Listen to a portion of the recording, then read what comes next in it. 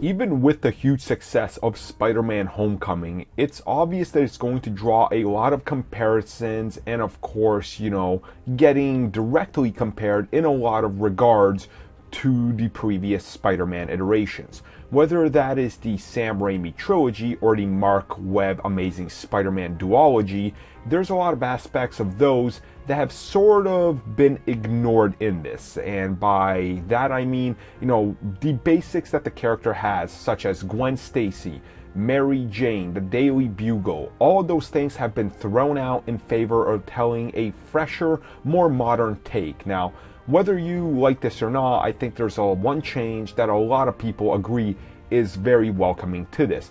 And that's the fact that they are going to stick with Peter Parker as a young kid for quite a while, not just bypass that really quickly like both of the previous series have. And not just that, also the fact that Peter Parker in this is a different Spider-Man than the one that we saw in those. And recently, when Tom Holland was asked about his portrayal and how he sort of got into the mentality of how he would handle this Spider-Man, this is what he had to say, and I quote, "I felt very strongly about the question of what would happen if you gave a 15-year-old superpowers. I think the answer would be that he would have the time of his life. He would probably stop crime.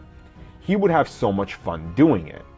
We really try to convey that his powers and his enjoyment of those superpowers is important in the superhero movie. The powers are a burden to a superhero, but it's not our case.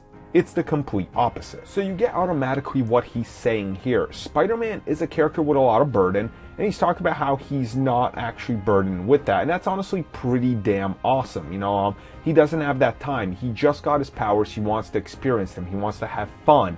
But slowly by the end of Homecoming, we saw how, this turned out. We saw that these things can become a burden if it puts his personal life at risk. And he's slowly going to start learning from that, which is why Peter Parker gets to be the character we all love as he's older. A character that has to separate the two, and he never reveals his identity. And you definitely see that at the end where he's about to go be part of that press conference and his identity was going to be revealed. That's insane, but that can't happen with Spider-Man. He's a different type of hero, and I honestly love that he said that, and I can't wait to watch this movie again and go on to the sequels.